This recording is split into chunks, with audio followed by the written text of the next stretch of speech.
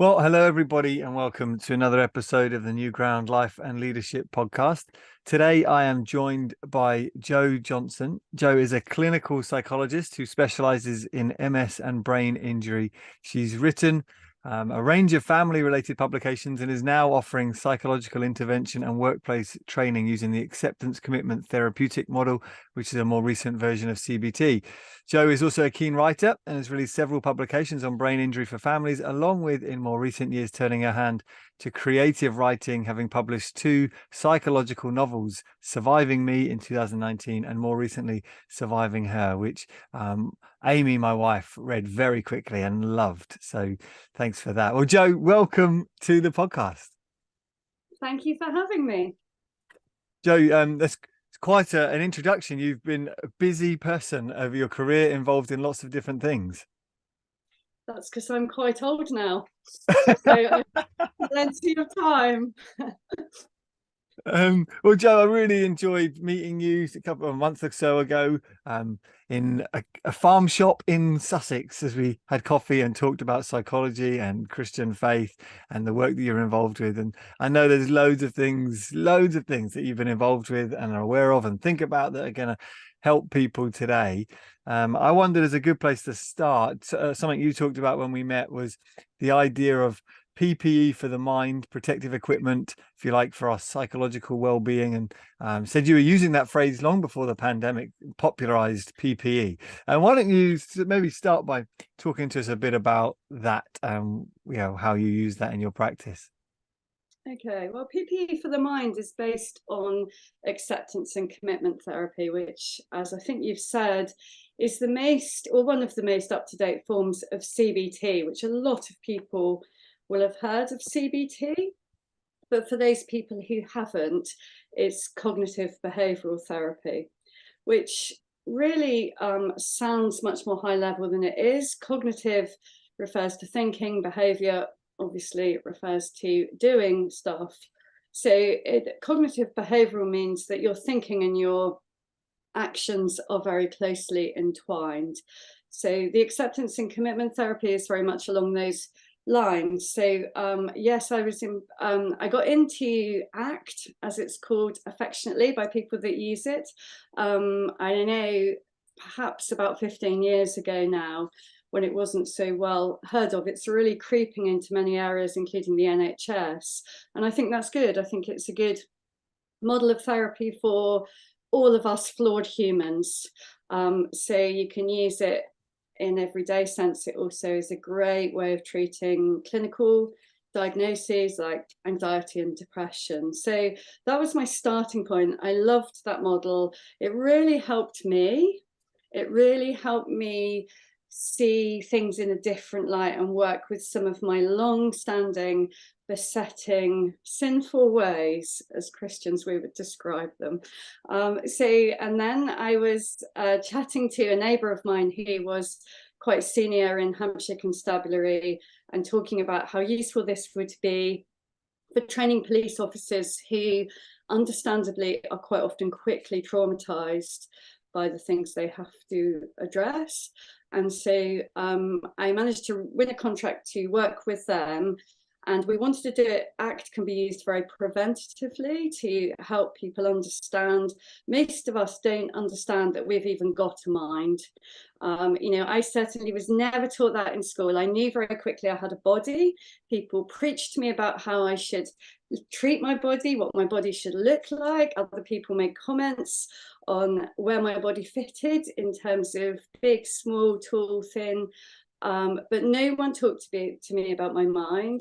So I very much feel these principles are things we should be speaking to young children about. So we wanted to use it preventatively. I'd been using it a lot with people with MS and also frontline NHS professionals. So when I started to work with the police, I realized quickly that they were mostly men and mostly were not naturally interested in what my husband calls ology rubbish. So I had to think of something to label it as that might be more attractive. So in the police, they call their stab vests and various other bits of physical equipment, PPE. I'd never heard of that term, interestingly, whenever I started 3 or 4 years ago. So constantly people would ask me, what is PPE? So that isn't a problem anymore. Everybody in the whole world knows what PPE is, and it's that sense, isn't it, of the masks, the sanitizers, the things that protect us against harm, against physical harm. And so PPE for the Mind, which is a title I'm using in all sorts of contexts now, is around what could we know, what knowledge, what tools, what psychological equipment could help us protect our minds against harm. And I think the Bible has a lot to say about that, and the Bible has a lot to say about, you know, resisting the devil's evil ways. And personally, I think all the devil has to do really is to lie to us. He knows our minds as human beings are very vulnerable, and some of us have more vulnerable minds than others, but we are all vulnerable to lies about ourselves, about other people, about the world in general, and the lies are always in opposition to God's truth. So I kind of feel PPE for the Mind, acceptance and commitment therapy tools are a great win for us as Christians. Oh, that's really helpful. And just even in that overview, it's great to hear how you're using it in training and helping police officers as well.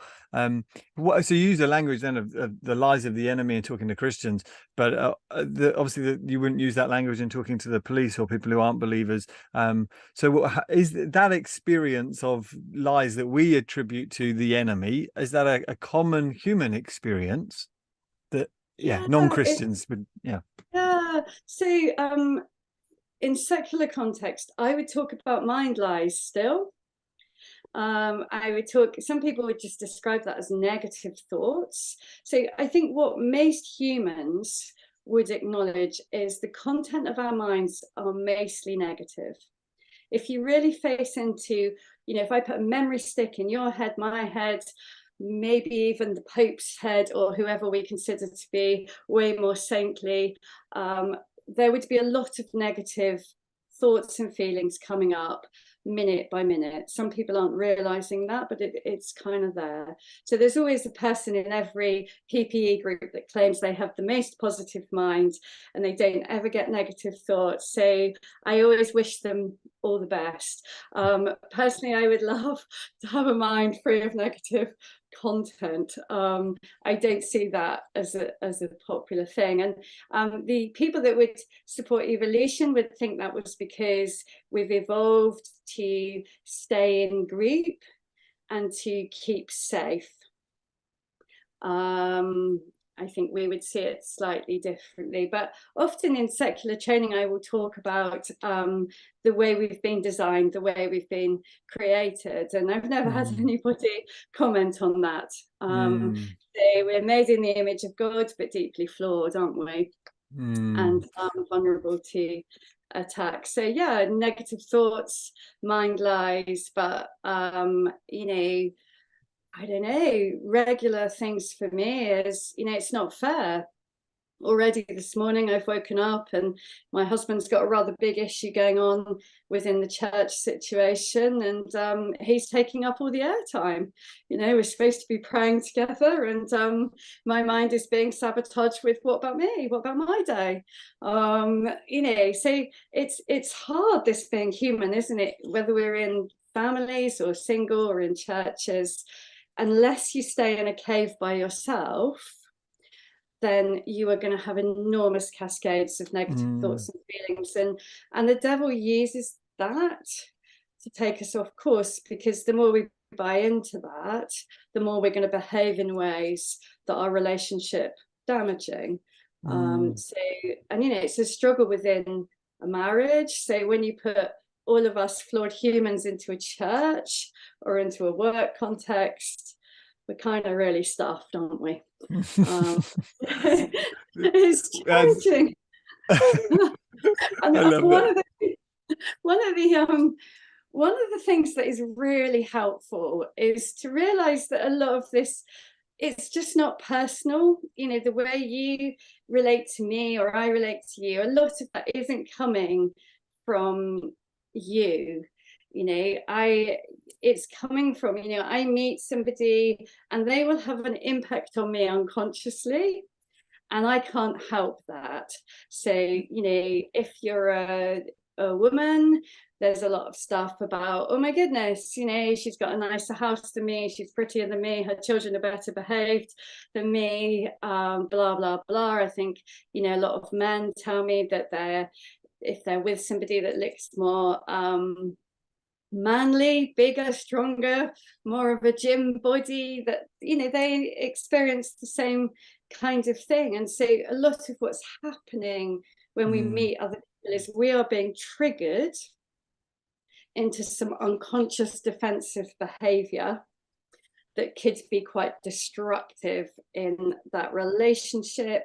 But if we're not conscious of it, we will be triggered all over the place, a bit like a bomb or a gun that's going off unsupervised, and that can have enormous consequences. So one of the key things about PPE for the mind is first learning, well, what do we all have going on?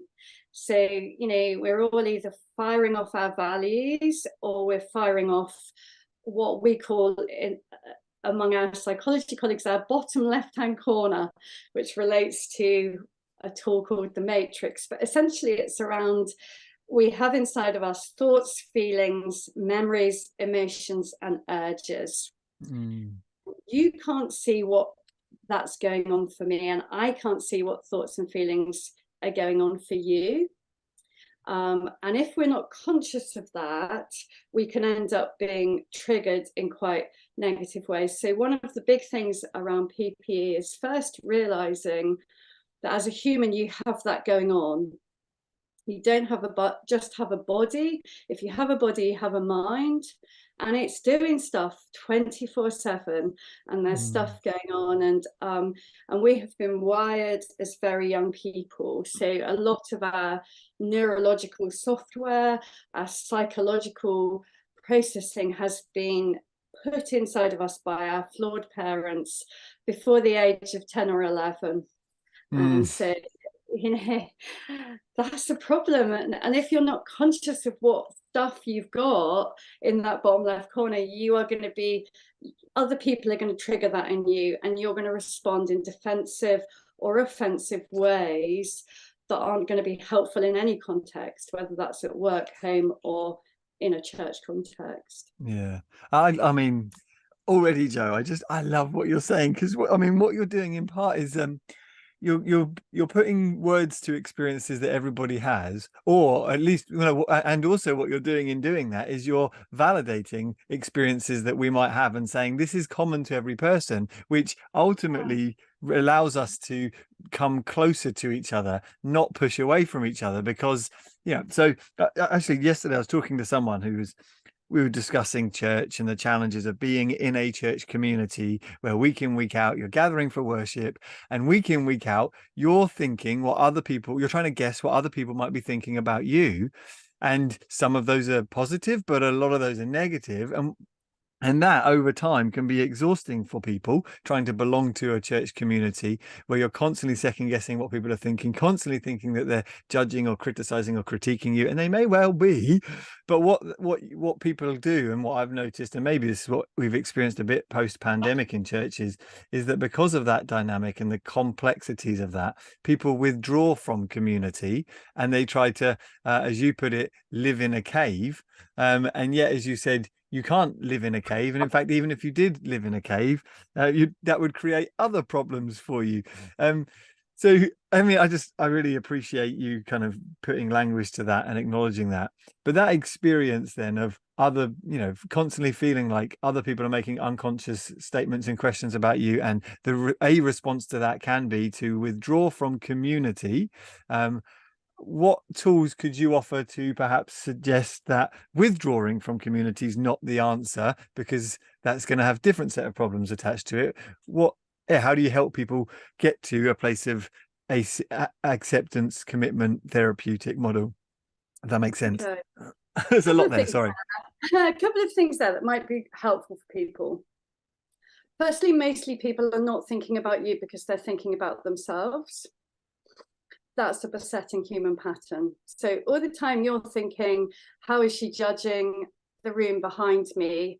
I haven't even noticed that because I'm looking at my own room and thinking, what is Jez thinking of the mess in my room? And that's how we're rolling. Most of the time we're inward looking, which is why we need to look up and out to stay healthy, because nothing good will be found within us. If you withdraw from church, you'll get a whole set of other negative thoughts about no one loves me, I'm not lovable, I knew it all along, blah, blah, blah. And also, we have no chance of getting fellowship or being built up or learning how to overcome our besetting patterns on our own. That's not possible. And I think God is the best psychologist. He made our minds and he knows how we best function, and he put us in families, he put us in churches, because that's how we get sanctified. We get justified the day we get saved. We get sanctified by having our awkward corners rubbed up against other people. So I guess what acceptance and commitment therapy would do would try and help you look at your own patterns first. So what kind of people trigger me? Because it won't be everyone. Because people that affirm me, tell me I'm wonderful, they'll be good. I'll run towards them like juicy Ben and Jerry's. That's what I like. Which is why often outside of the church, we seek people who are like us. We seek people that have the same opinions, the same shopping habits, the same ways of bringing up their children, because that's very affirming. And we love it. We absolutely love to be told that we're wonderful, because inside of us, we have a gnawing feeling that we're not good enough. And one of the things I do in every training group, partly for my own amusement, is I say at the end of the group, put your hand up if you don't have a version of the not good enough story.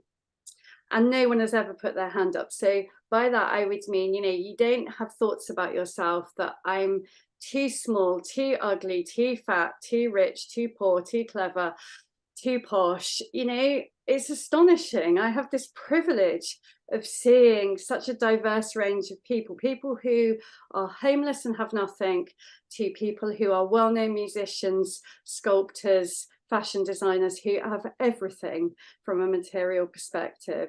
And whoever they are, I've never found someone who doesn't have a version of the not good enough story. The Bible would say that's there for a reason, to point you to God. But humanly, it's a massive struggle. And we all have different versions of that. And so we'll be triggered by different people. So if I have a sense of being unintelligent or overweight, I will be triggered probably by slim and intelligent people. They will make me feel on the back foot. It won't be anything to do with them. They'll just have to walk in the room and I will feel small. And so we first need to start noticing who makes me feel most not good enough. And you'll see patterns of people that make you feel. For me, I come from a very council house, social housing kind of background.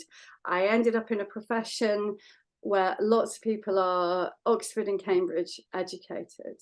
I spent the first 30 years of my career, and it still pops up, feeling I am stupid, I know nothing, I'm so politically unaware. So if somebody is very politically aware, very socially adept, very well educated, instantly my backstory is, this isn't good. I feel scared. That's the best way I can, my inner child, which never goes away. That's hard luck for all of us. There is an inner child in all of us, a little boy or a little girl who is scared and vulnerable. And that inner child reflects our own inner child experience, what life was like for us growing up. There will be people who are Christians who grew up feeling like the weird Christian in the class. There will be people that felt like the poor kid. There'll be people that felt stupid or too clever or too geeky. So many of our inner stories come from before we were 10. They're very old stories and they get triggered. And if I'm not conscious of that, I will push away people who trigger me.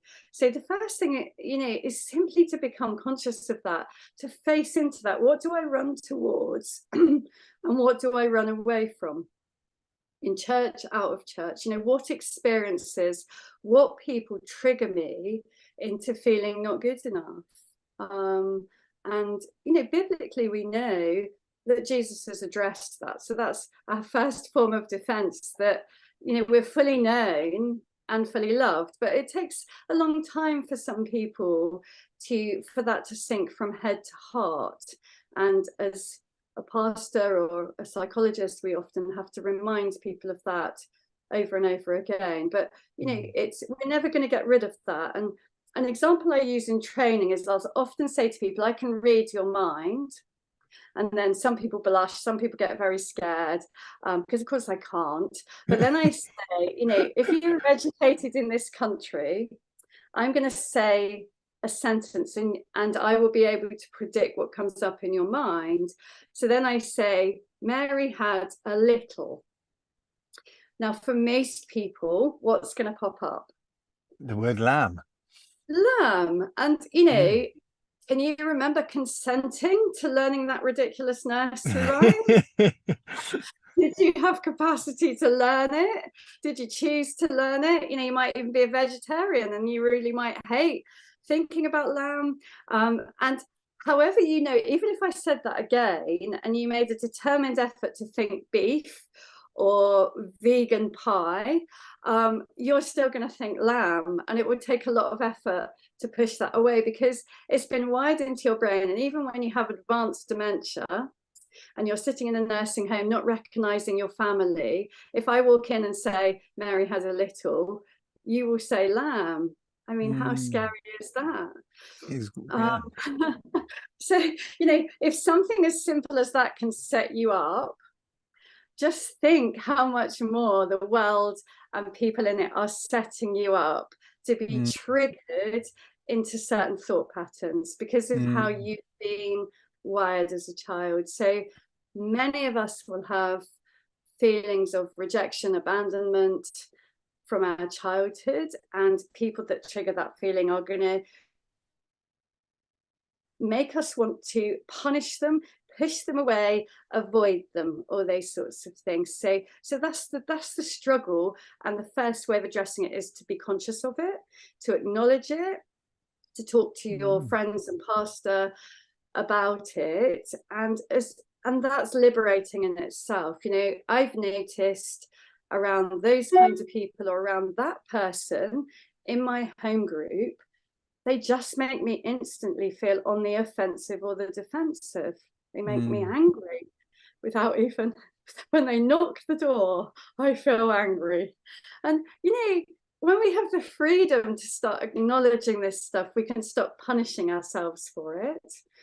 And then we know, don't we, if we know that's going to happen, and when we're really brave and courageous, we can start acknowledging that to each other, that there's something about our relationship that doesn't go well.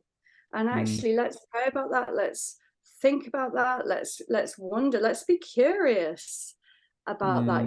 What's happening? And I'm sorry because it isn't personal. It's something to do with Mary had a little lamb. I didn't choose this stuff, but it's happening all the time, and we can't. Sometimes we do get miraculously cured of these things. Occasionally I've had thought patterns or feelings about people that God has taken in an instant. We forget that he does do that. That should always be our primary go-to, Lord, heal me of that. But actually, until you know what that is, you can't ask for healing. So, being conscious of that. And I think as being brave to kind of speak the truth in love around, I've noticed that I'm a bit too much for you, or I'm a bit difficult for you, or, just kind of having some of those brave conversations and modeling those, I think would be a massive start. I think, but yeah, No, I mean, there's so much in what you said then. It's superb, and I love this, Joe. So, I mean, you're We just, should do a I, series, Jess. We'll do a yeah, weekly, shall we? Yeah, I would be up for that. But I can sense people listening to you and almost like scales and pieces of armor falling off as they think, I'm not alone. Someone understands. Someone's able to put language to this, which is the gift of you and the gift of psychology, and someone with your experience of sitting with so many different, even I love your language, so many different flawed humans throughout their life, and realizing the similarities that we all share, that we're not as, unique and special in our struggles as we like to think we are. No. But so there's lots to talk about. So just to kind of underline that you talk about identifying the areas or the people that we want to move towards, and the areas and people that we want to move away from. And so the first kind of step, or courageous step, is to acknowledge, become self-aware enough to notice what's going on internally, with any given situation and person. And then I suppose having the level of acceptance of yourself and security in your love before God to ask the question, why? Why do I feel like that? Is that a valid question, or is that kind of delving into the past that we just don't know about? How helpful is a why question? It is. And sometimes an answer will be really evident. So someone might have been traumatized by fire, and a fireman in church might make them feel triggered. That's a really stupid example. Mostly it's not like that. I would say, even as a psychologist with 2 degrees in psychology, and having been a Christian for quite a long time, it wasn't until I was about 45 that I became truly self-aware. I think I really didn't understand a lot of my besetting patterns. So I think a better question is what's happening? What's happening in what contexts? And it doesn't really matter. So a lot of people have been in therapy for 77 years, trying to work out the why. And I often say to them, if I could answer that question, if I could say to you, they want to know, why am I like this? Because if I knew, I could change it. That isn't the truth. If I can say to you, on this day, this happened and that's why you're like that, they wouldn't change anything, actually. Mm, Because the people that do know why they're like that are still like that.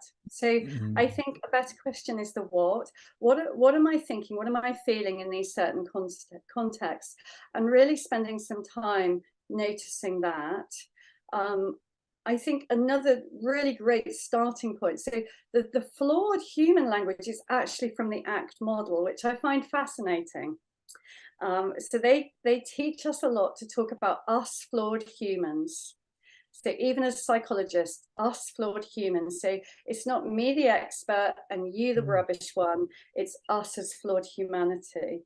As mm. Christians, we have an explanation for that. No one else does. No practitioner can tell me why we're flawed. Um, we know now, even the psychologists that work in things like self-esteem, they know that there's no point in trying to give people positive affirmations or build their self-esteem. It doesn't work. And actually what we're finding is, for some people, it makes them more depressed and anxious. And I think Wow. the understanding is, well, have you tried this? So I often say to people, if you want to test this out, stand naked in front of the mirror and say, I'm beautiful and I've totally got this. See what your mind says about that. And then you'll see why positive affirmations don't work, because your mind will come up with 97 reasons why you're not beautiful, even if you Wow. are objectively beautiful, which I'm sure many Wow. people listening are. So there's this sense that I do one positive affirmation and my mind tells me 7 back. So that can increase negativity. So what Yeah. ACT would say is we notice and then we separate ourselves from the thoughts. So a sense of, I have on my computer on a post-it note, which you can't see, it says, I am a rubbish psychologist. I am stupid. People are very unwise to seek out my treatment. I will fail. So that would surprise a lot of people and probably concern them. But that's a very ACT congruent thing. That saves my brain having to do that with every client. I can just give that post-it note a nod when I notice those thoughts come up and get on with what I'm doing. So that Okay. saves But I mean, so most people, the reason that I guess feels counterintuitive is perhaps because we've been conditioned with the language of self-esteem for a few decades now. we But so I find it fascinating that you'd say that people are acknowledging that has failed, that isn't working because our brains react in the way they do. Even the kind of secular acceptance of the concept of being flawed, because of course, if we're flawed, that suggests that there was an original unflawed version, a perfect version we've come from or fallen from. But so in nodding to that post-it note, the self-esteem speak world would tell me that that's going to harm me to say that stuff to myself. So how do you move past that being the mirror that you stare at that actually constantly shouts at you and stops you having any confidence to do anything? Yeah, it doesn't shout at me. It's my friend. It's like I'm doing Okay. it anyway. So it's like I'm just giving it a nod. You know, I know you're there. I know you're saying that stuff. But you know what? Here I am speaking to Jez anyway, because you know my mind says you're talking nonsense. Everybody that's listening thinks you're talking nonsense, and you know you could be like many people will be. Oh, Joe, no, you're not. You're a great expert in the field. Everyone's going to love you. My mind is still going to say, Joe, you're talking nonsense. And he's saying that because he knows you're talking nonsense and feels you need the reassurance. So we get in those games, don't we, with people? And what we know is reassurance increases anxiety. So it's a really important thing not to play that game. It's not going to help anyone. It's just going to make them addicted to reassurance, whether it's a 5-year-old that always needs you to say, you are a great boy, you are the best in the class. Well, you're not, are you? That's not the truth. And you know, see, children then just become very unable to self-soothe and very unable and very unresilient. And we see adults like that who just constantly need affirming. And it's unattractive and a bit repellent, actually. Insecurity is hard. And so often people are insecure, then they're constantly seeking reassurance, and then they find they repel people, which actually is a self-fulfilling prophecy. You know, no one likes me, so I have to keep asking you, do you like me? Am I okay? Did I do that okay? That's a bit boring for you. So you kind of find ways of not having to do that. And then I think, see, he doesn't like me. I knew it all along. So then I'll stop trying with people. So this is the sadness around these patterns. So actually, I keep getting distracted, but the starting point is values. The starting point in ACT, and I describe them. So in multiple sclerosis, you get steroids to attack your relapses. So I call values psychological steroids. So they really give you a big zoom, a big motivation. They energize you. Often a big problem for people, Christians and otherwise, is we've lost contact with what and who is important. So we've got this constant problem where our thoughts and feelings are in competition with our values. So if I make any important step forward according to my values, and by values, I mean, what do you want to stand for? What's truly important in your heart? What and who is important to you if no one else is looking? When we start to be really conscious of that, we can start to make moves towards that. So if my marriage is important, a really small move would be to make my husband a cup of tea. Even doing that, my mind throws up, why bother? When did he last make you a cup of tea? What's the point of this relationship? It's too hard. Them over there, they look like they've got an easy marriage. So just going to make my husband a cup of tea can produce a hemorrhage of negative thoughts and feelings if I'm aware of that. And what's going to happen if I buy into those thoughts of, why bother? He does nothing for me. What's the point of all of this? You know, if I start to believe that as the truth, well, I won't do it. And if day after day I buy into those thoughts, our marriage will go downhill not uphill. So, the Bible says things about that. It says, think about good things, be grateful, give thanks. But we're constantly in this battle between, I know what's important, I want to make steps towards it, but the barriers, the saboteurs are these thoughts and feelings. So one of the things we do in ACT is we get people really conscious of their values. So what and who is important.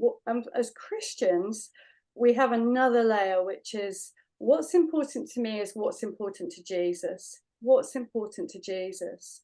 And we can start there as our values. And unfortunately, most of those things marry up. So marriage is important to Jesus, family is important, church is important, connection is important, love is important. So, a lot of the values that are common to humanity are also important to Jesus.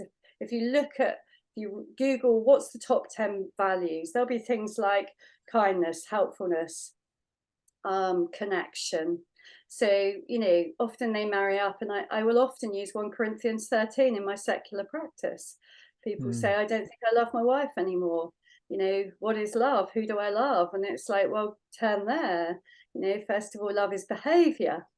Love is not a feeling. If we rely on our feelings and our thoughts to guide our behavior, we'll end up in trouble. And that's the trouble that people end up in when they come and see me. So they're often using their thoughts and feelings as a guide.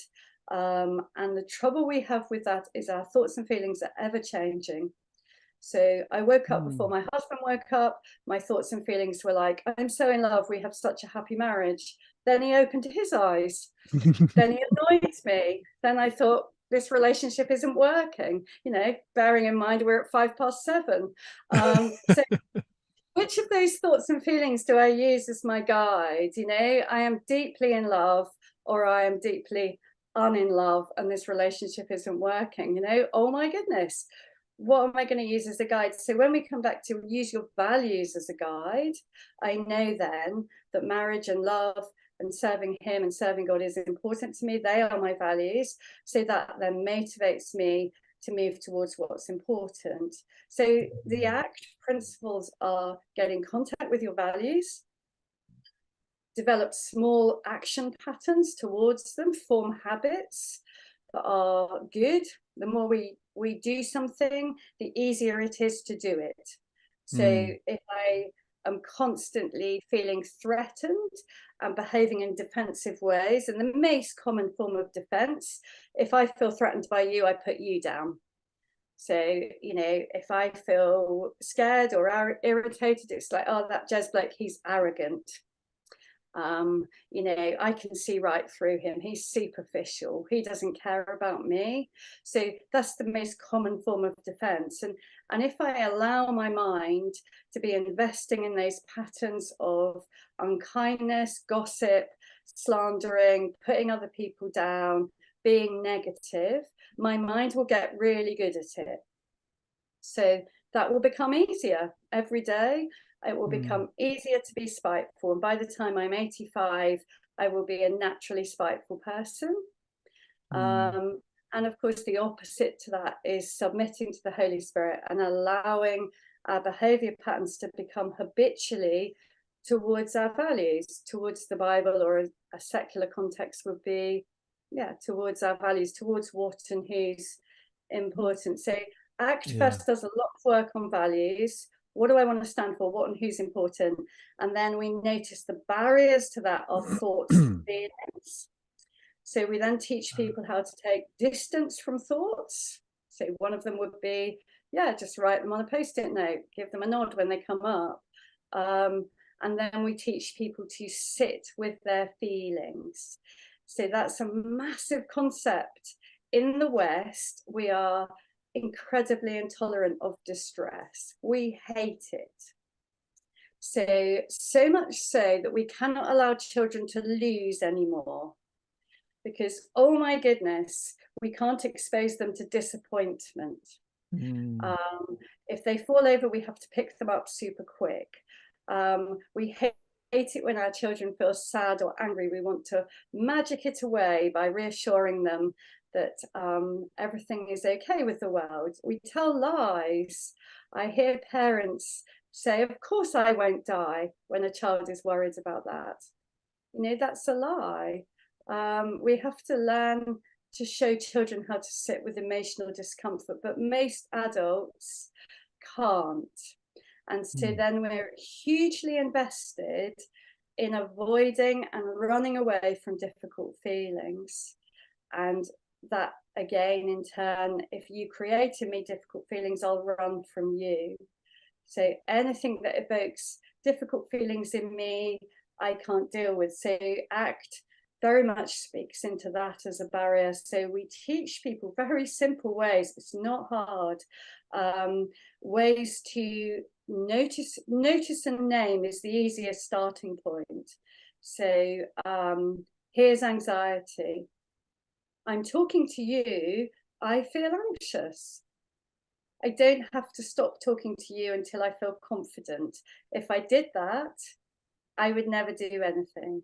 So often that's what people are doing. They're waiting for bad feelings to go and turning down the experiences that evoke overwhelm or anxiety, rather than recognizing that we have to do those things in order for those feelings to become easier.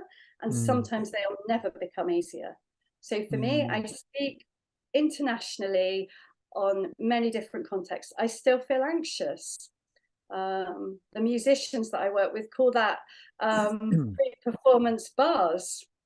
So become a friend of theirs rather than an enemy. Yeah. Yeah, that maybe helps. But didn't you feel anxious when you came on Zoom? Like, what's this going to be like? I'm sure your mind said, will it be weird? I don't know. What did your mind say when you came on this podcast? Oh, well, I think every time I do a podcast, I think I don't know what I'm going to ask. Are we going to have stuff to talk Yeah. about? And you kind of worry it. But I mean, Absolutely. I've heard people say elsewhere that when we push through negative barriers of fear or anxiety, and we do the thing anyway, our fear doesn't go away, but we become convinced that we are braver than we realized, and so we can do it. You start to realize I can handle this, and I don't need to be Yeah. squashed by this emotion. But I suppose for a lot of people there, so what about the experience, Joe, where you talk about anxiety, where someone's anxious reaction increases to the point of panic attack, and then their world seems to, because I know plenty of people whose world seems to get smaller and smaller and smaller because they've had panic attacks, and anxiety is not a friend that they can handle. What advice do you have to people in that position? Well, so what avoidance increases anxiety. That's a really important principle. So I work with lots of people who were taught in childhood to go home. So if a child, and a lot of this, the problem with anxiety is, I would describe myself as an anxious person. Lots of people find that hard to believe, but I experience a lot of anxiety. And most days I wake up feeling that I would label as anxiety for no apparent reason. My life is pretty good, really. So there's two choices there. Always when anxiety comes up, and anxiety is the start, panic is often the result of perpetual avoidance. So patterns that have started a long time ago. For some of us, we have a lot of genetic anxiety. So our parents might have been anxious. If we had an anxious parent, our parent will have encouraged us probably to avoid. So if you feel anxious about going to that party, you don't have to go. And that would have probably helped the parent as well. We'll stay home. I had a client once that said, his mum always said to him, let's go home then. So that's his most familiar negative thought, is he feels anxiety, and in his mind he feels, let's go home then. So we've had to do a lot of, I am noticing anxiety, I am noticing the thought, let's go home then. And then we can start to, one of the ACT questions is, if I buy into that thought as absolute truth, what am I going to do? And will that take me towards my values in the long term? So if I've got a value of connection, if I buy into that thought, go home, I can't cope with this anxiety, I'll have a panic attack. So there's a thought component to panic, and then there's a feeling component. The more we avoid anything, the more anxiety we will feel. So if how people get panic disorder and end up being agoraphobic is one step at a time. So you wake up one day, you feel anxious about going out, and so you feel anxious about catching the train, so you don't go on the train, you go on the bus, and then you have a panic attack on the bus. So you realize then you can't go on public transport because you'll have a panic attack. So then you can only go on your bicycle, and then you start to feel panicky about being in traffic, so you realize you can only walk, and then you feel panicky walking, so you realize you can't go out. Actually, to avoid this feeling of panic, you just have to stay in. And then you realize that actually even going upstairs makes you feel panicky, so you stay downstairs. So sometimes when I meet people, they've developed that pattern over many years, and now they're just in one room, in one chair. Sometimes they've even ended up in terrible positions where they're using a commode because they're too anxious to leave that space. So I think that's the principle. Avoidance will always make things worse. So that's where ACT can intervene, and we show people how to learn one tiny step at a time to, what you're describing, feel the fear and do the behavior anyway. And we do that tiny little steps for some people, but all of us, that principle is the same. If I feel anxious about praying out loud, I stop doing it, my anxiety goes away. So in the short term, it works. As humans, we're not stupid. As humans, we do what works. So if a behavior is happening, we can look at it and we can ask, why is that working for me? What is it helping me avoid? And it's often a bad feeling. So if you create in me feelings of insecurity, the easiest way to stop that is to not see you. So those of us that get rejected and struggle with that, we can often reassure ourselves this isn't personal. It's not me they're rejecting, it's the bad feeling within themselves. And that's happening all the time. So yeah, that's so helpful, so practical, so needed in so many areas of people's lives. It seems, it strikes me, I don't know if this is a helpful comparison, but you said this is something we experience in all sorts of areas of our lives. I know from friends who struggle with OCD, they talk about almost the thing that they're obsessively worrying about. Reassurance doesn't work because they say their OCD brain finds a new thing to worry about or a new thing to kind of obsess over, and so they learn that reassurance doesn't work. Instead, that my friend was taught to develop a structure of hierarchy, of exposure hierarchy, where they could slowly introduce themselves to things. And so it seems that across a range of different what's the word for it, like maladies of the mind, across a range of different problems. Sorry, say that word again. Clinical disorders, I guess some people would call that. And interestingly, that's just the principle. So that's the principle that ACT would acknowledge, that the reason ACT is so good is it helps those of us that would just describe ourselves as flawed, and it helps those in the middle of most severe clinical disorders. So deep clinical depression, anxiety, OCD.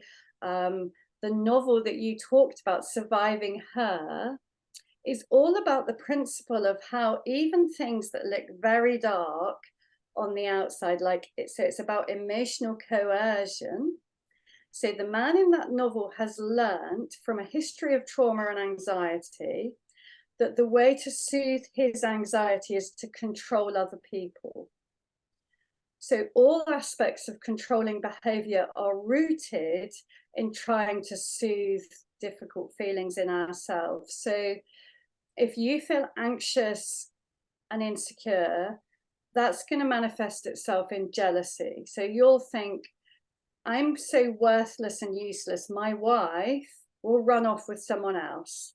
That's the natural consequence.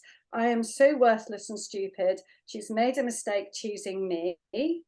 So as soon as she sees somebody better, so any man from 18 to 80 is going to be a threat.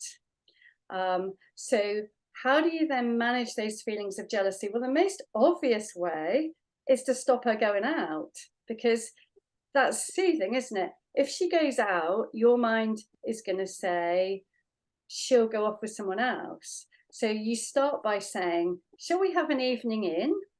You know, you don't need to go out with those friends. We have everything within our relationship. And when you're first in love, that feels like a lovely prospect. I am so loved and wanted that my husband doesn't ever want me to go out. So often women buy into that pattern.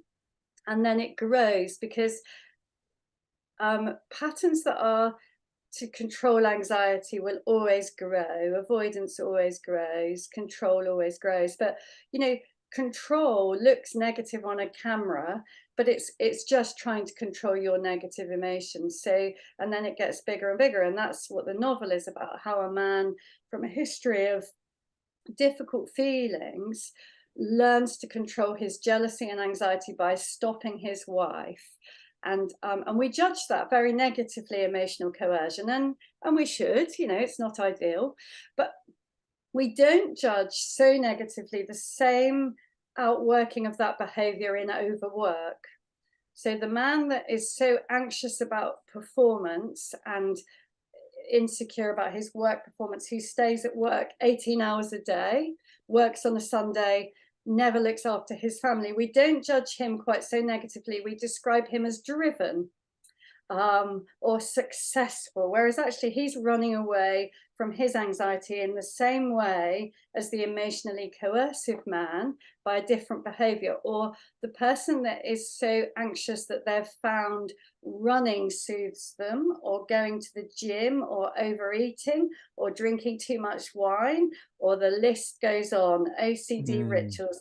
They all have the same root, which is running away from difficult feelings, which is why ACT is such a win, because it shows us how to face in to difficult feelings. Then we don't have to run away from them or soothe ourselves in sinful ways or difficult ways.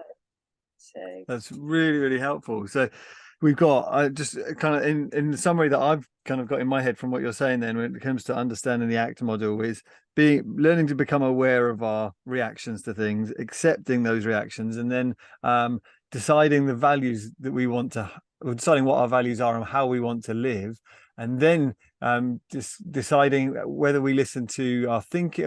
So it's then about mind and behavior. Whether we listen to what thoughts we're going to listen to, or what behavior we're going to have. I may have just finished that kind of loop for me. You're right. So let's operationalize that. So we start with our values. So yeah, the easiest way to think about that for me is, I want to be a supportive mum. So that's an important value for me, is being a supportive mum. Okay, so then we can ask, what's the smallest action I could do in the service of that to move towards that value? So what's the smallest thing I could do in the next hour to show that that's an important value in my life? So it might be to text my son, who's just got married, and say, what's it like going back to work with a wife? I'm just showing him I'm aware of that. I'm aware that first week can be quite difficult and challenging. So, so there's the value, there's the action. What is always 100% pretty much going to happen if I try and make a value-driven action is I'll get difficult thoughts and feelings. You can try it, you know, think, I'll go to the gym this evening. I will make a phone call to that difficult parishioner. Your mind will kick in with thoughts and feelings. I don't want to do that. What's the point? When did they last serve me? You might have anxiety, disgust, disappointment. So there's always this kind of competing thing, values-driven action versus thoughts and feelings. And we can't get rid of that. We can't get rid of our flawed condition that brings up difficult thoughts and feelings. So we've got to stop trying. We've got to recognize that those little friendly friendly saboteurs are going to be there, whatever I do. And I might be able to quash them for 5 minutes by not doing that value-driven action. That will sure stop that. So if you have a difficult phone call to make, you get the thoughts and feelings like, I can't do it, I won't cope, they'll be mean to me, anxiety, fear, anger. Sure, if you don't make that call, then all those feelings will go away. That's a win for you in the short term. So often things are wins in the short term. Escape, avoidance, control are wins in the short term. But you can ask yourself, if that's the way I do it every day, will that be a win in the long term? Will I be a supportive partner? Will I be a good pastor? Will I be a good leader? Will I be a connected teacher if I keep this pattern going? And often the answer in the long term is no. So if you keep doing what works in the short term, that will often have negative long-term consequences. So any behavior you see that isn't productive or positive will have started as a short-term soother. So yeah, in ACT, we find the values, really get conscious of them, do a lot of work with them, wonder about them, make sure they really are your values, because a lot of the things we think are our values might just be what I've been told women should care about, or what I've been told psychologists should do. So, they might be shoulds, they might not be heartfelt values. So that's the first piece of work. Who am I? What do I really want in life? What's really important to me? And then you can really start to think, what would that look like on a camera? If I was being driven by my values all month, what are the small outworkings at home, in church, at work, in my health, in my well-being? What tiny actions will that look like? And then you can start to see the thoughts and feelings, and then ACT teaches you how to sit with the feelings and how to relate differently to the thoughts. So you can't get rid of them, you can't suppress them, you can't reassure or positively affirm them. They don't work in the long term, those strategies. You can't drink them away, eat them away. They're all short-term strategies. They don't work. And so we've got to learn to relate differently to them. Yeah. Well, it's part of our problem. Something I'm thinking about, maybe it's a sabotaging thought, but something I'm thinking about often is that we place such a high value on what we call authenticity or emotional authenticity, so that if I don't feel something but I do something anyway, we call that hypocrisy.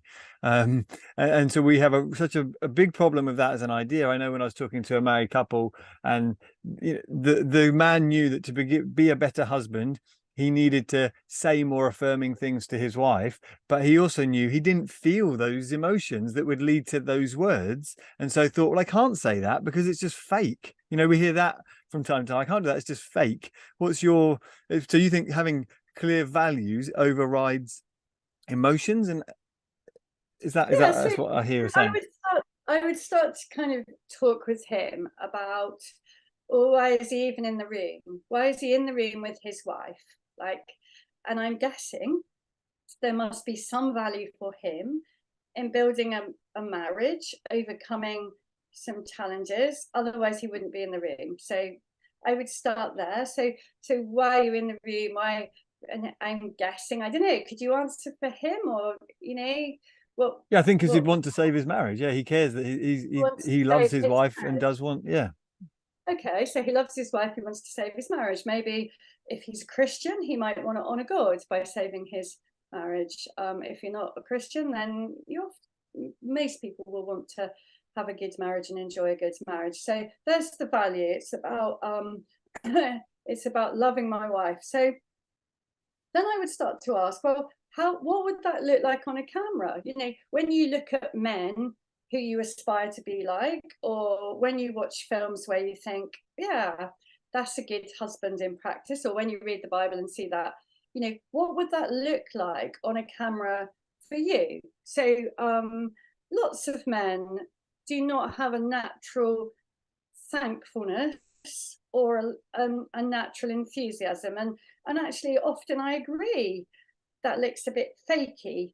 And I think that's, yeah, I wouldn't encourage people to do things. So, you know, if my husband looks dreadful and old and worn out, then I don't think it's the right thing to say to him, "You're looking really marvelous this morning." You know, you reminded me of, I don't know, Mel Gibson on a good day. I don't know, you know, that's a lie. And I don't think you should be encouraging people to lie. But I would be wanting to know from the wife, you know, what behaviors could her husband do within his natural repertoire, or what behaviors he's ever done, what behaviors he did when he first met her that felt true to him.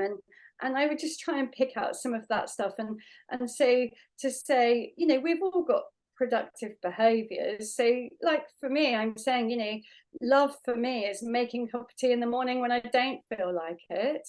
And it's hard.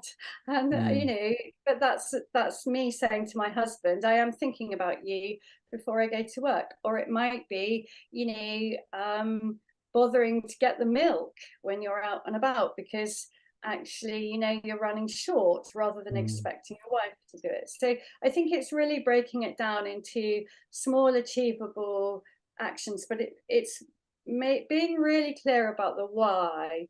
Why am I doing it? It's connecting it with the important value, and it's connecting it with a long standing, like, not many people get up in the morning, I haven't met any, who think my long-term plan is to be divorced, be a drug addict, be an alcoholic, be a lazy whatever. You know, not many people think, I just can't wait for when I leave work and people say, "Thank goodness that Jezfield doesn't exist in our workplace anymore." You know, that's such a relief. He was a manipulative, lazy bum. You know, I don't think many people in their heart of hearts want that. I think most of us want people to admire us and think well of us. So I guess I would start with that. You know, what behaviors, if you did every day for the next 5 years, might improve your family life, and what would he like her to be doing? You know, is she noticing those small wins, if they both want to build a good marriage? But you know, if one person doesn't, that's much harder. But yeah, so I would start there. And what would that look like on a camera? That's a good question. I use a lot. What would building your marriage look like on a camera? Yeah, that's really helpful. And actually, the way that people answer that will be different depending on their personality, temperament, and Yeah. values, upbringing, all of that. That's what I pick up from that as well. Joe, we have run out of time. Like there's been My so much. goodness. There's so much in here that has been so practical, so helpful, so reassuring and encouraging. Like we said during the conversation, we're gonna have to get you back and have lots more of these conversations, because there's clearly so much good and gold in you. We're so grateful for you taking the time to speak to us on the podcast and all the people who listen to it. I'm so incredibly grateful, and I pray that God continues to bless your ministry and work that you do. Is there anything that's on your heart or mind that you'd like to share just before we finish? I can't think of anything especially. I think people just need to know they're not alone. This is how we roll. And the more you're able to acknowledge that, the more authentic you will be, and the more you'll be attractive to other people. What's truly attractive is people who are genuinely open and honest about themselves. I believe that's such a win. That when you're able to say, this is a struggle for me, my marriage isn't perfect, I'm not a great parent, these difficult thoughts and feelings come up for me, the more people will feel able to open up to you, and then you will experience true connection, which is what most of us crave. Fantastic. Thank you so much, Joe.